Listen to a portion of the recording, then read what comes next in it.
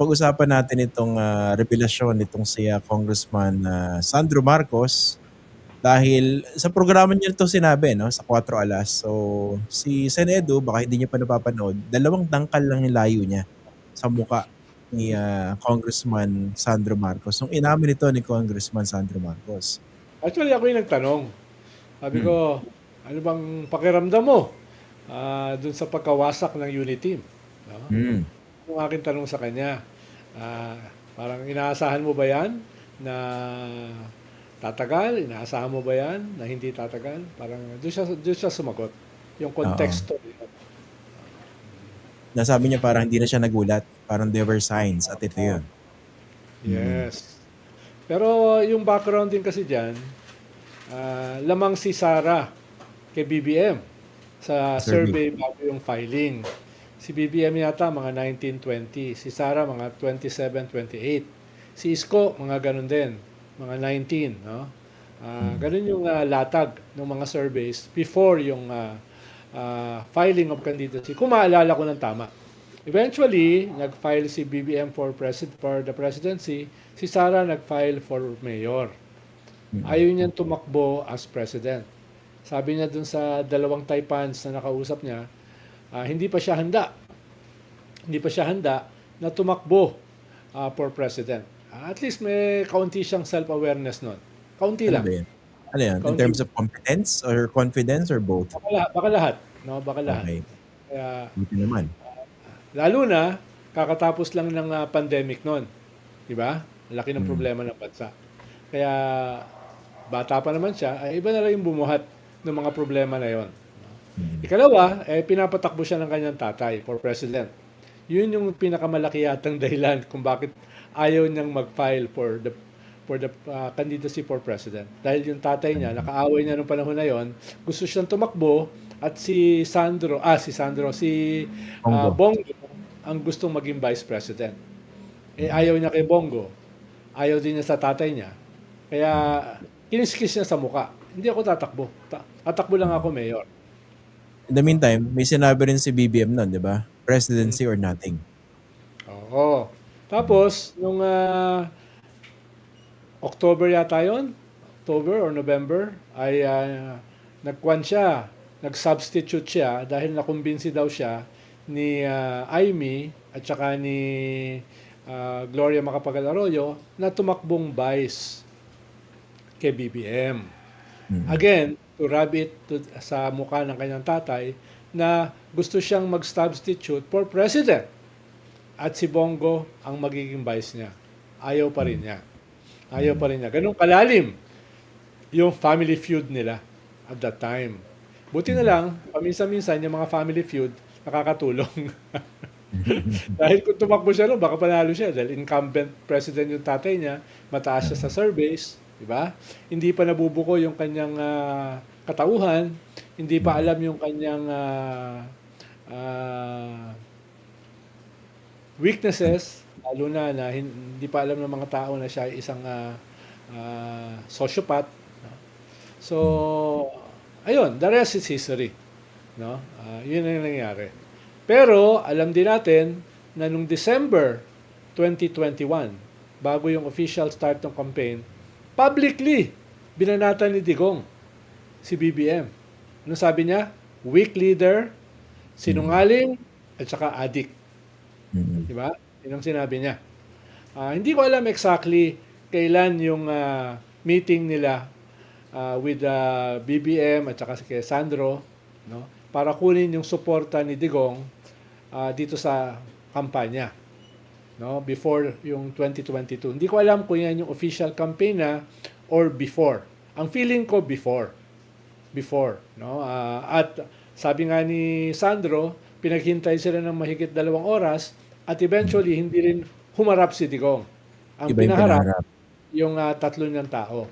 Yung Oo. dalawa ron ay si Executive Secretary Medialdea at si Special Assistant to the President Bongo. Na Yun senador yung, ngayon. So siya yung oo, tinutukoy ni Sandro Marcos na nakaupo ngayon sa posisyon. yes, no? Mm. Yung isa Yung hindi naman pangatlo, importante, baka hindi ba tao yung pangatlo? para magtimpla ng kape, no? Yung ikatlo. Kaya hindi Ah, na importanteng banggitin, no? Clarify ko lang Sen, kasi sabi mo 3 tao yung kausap. So yung pangatlo tao. Tao, minsan. Okay. Okay. Sige. Hindi, para just Huwag to mo, get it out of the way. oo, Tao, okay. mahilig yata sa honeypot yun eh. Yung Hindi ba yun talagang, political operator? ha? Baka. Ang political operator kasi dapat may counting skills eh.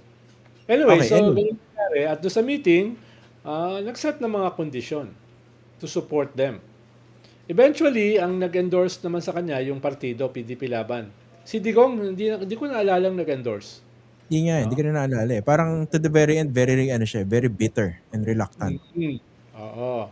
So, ang nangyari doon, in-endorse ng PDP Laban. Pero ang parang ang kapalit ay dapat sa kanila yung executive secretary, sa kanila yung Senate President, sa kanila yung Speaker of the House, at several important cabinet positions. No? Kaya ang sabi ni Sandro Marcos nung Sabado, ah, ang sabi daw sa kanya ng tatay niya, parang gusto nila akong mamatay na lang.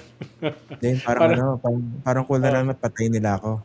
parang kulang na lang patayin nila ako, di ba? Yung gano'n. Parang Parang ang gustong gawin siyang puppet. puppet o kaya ay talagang ayaw sa kanya. Ibig Oo. sabihin, punong-puno ng galit, di ba? Oo. Kung Kumbaga ganun yung binibigyan na condition sa kanya sobrang outrageous na hindi mo Oo. tatanggapin. Tsaka ibig sabihin, talagang ayaw sa kanya. Yeah, oo. Kinakasuklaman siya. No, parang Mm. gano'n. Hindi nga hinarap eh. Di ba? Oo. Grabe, no? Parang nagmukhang Hmm. kawawa si Marcos naman siguro doon, no? Tapos, di ba? Ikaw naman, kung kailangan mo ng suporta, di oo ka lang ng oo. Tapos wag mo na lang gawin. Oo, oo Hindi lang. naman, wala namang, wala namang kwan dyan eh. Hindi naman yan manonotarize eh, yung kasunduan na yan. Pero Sen, mukhang nakabawi naman si BBM. Nasaan ba Oo, si Duterte ngayon? Ayun, kulong. correct. Oo, Karton siya ngayon. oo. Tapos, senador si Bongo, pero ang dami niyang kaso. Kaso. Hindi lang dito sa ombudsman, kundi pati sa ICC. Hindi ko Mm. alam kung ano nangyari kay Medialdea. 'Di ba nagpagamot dahil huling balita parang nag-abroad, 'di ba, para magpagamot? Oo. Tapos yung Mm. ikatlo yata may kaso rin. Hmm. Meron na ba? Oo, mukhang sasampahan din ang kaso yun. Ah, Parang For iniimbestigahan yata, ano? human trafficking ba yun? Oo, kaya gano'n ka-ano yung unit team talaga to begin with, no? Gano'n Yes. ka-shaky.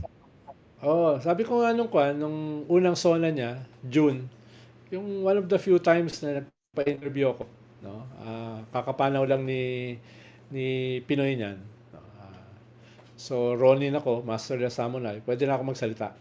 So sa isang sinabi ko nung June, alala ko yun, June 2022, no? Nakikita na natin yung cracks dito sa unit team. At dahil wala namang laman itong unit team, no? Kung hindi a desire to win, wala namang prinsipyo, wala namang ideology, wala namang plataforma, wala namang vision, ni wala nga friendship eh. Yeah. Di ba? It's doomed to fail. Yun ang sabi ko noon, noong June 2022. At makikita natin, dun sa speakership pa lang, medyo may dynamics na. Dahil ang Yeah. naging speaker noon, si Martin Romualdez, labag do sa pinagkasunduan daw na Sa Gloria. si Gloria. Tapos a few days later, naggumawa na ng cabinet, hindi nakuha ni Sara yung kanyang ninegotiate na Secretary of National Defense. Ang binigay sa Tsaka kanya yung DepEd. education. Na Oo. actually masama rin 'yan, no, dahil kita mga nangyari sa DepEd. Pero naalala ko, Yes. 'di ba, meron pang ginawang ninja move dun si Sara, eh. Publicly Mm. in-announce niya na gusto niya Department of National Defense. Na weird, 'di ba? Hindi mo siya sasabihin publicly, eh, unless you wanted Oo. to put pressure on the appointing power. Oo. Parang kung ikaw yung presidente, kukunin mo ba siya as Secretary of National Defense na siya rin yung iyong Vice President? Oo, patay, ano? Baka hindi na siya yung presidente ngayon. Oo, correct. Mm. Pero Naalala ko baka nagbabagyo-iwayan na ng bandila ng China somewhere. kaya nga, tsaka baka wala na tayo rito ngayon. Tsaka yung Tingin mo? Scarborough baka nasa China talaga completely. Tapos yung Correct. PRP Sierra Oo. Madre baka na-take Oo. over na ng China.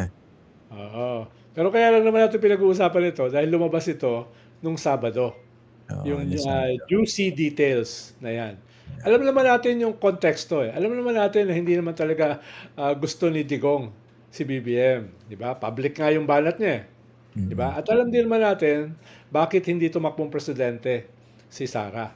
Pero Mm. yung mga juicy details na yan, yung nego na yan, medyo hindi pa yan public. Ngayon lang Yeah. naging public. At pinanindigan naman ng Malacanang, 'di ba? Hindi naman nila dineny. Siyempre, why would you deny the revelation of the presidential son, hindi ba? Yes, oo. Pero nung nangyayari yon, kahit yung mga kasama ni Sandro, parang namimilipit. Dahil Ano ba? hindi nila sigurado kung anong, kung anong magiging Doon sa reaction studio? ng tatay. Oo. Pero Sa Sen, studio. so nagkaroon ng discomfort yung mga kasama niya habang pinapanood siya live dahil bigla niyang na-reveal yun.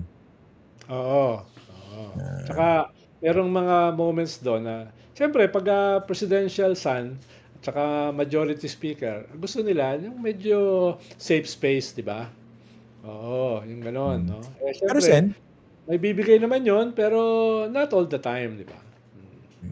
pero Sen, actually, maraming victories in terms of PR ni Sandro Mm. Marcos ng episode niya na yun. Sa totoo lang, nung pinapanood ko. Kasi parang Mm. na-sanitize na-deodorize yung Marcos name even more eh. 'Di ba? Parang lumabas doon na hindi kami tawag dito. Bad boys. Hindi Hindi, kami. hindi bad boys eh. Parang we're not slaves to the trappings of power. Parang Mm.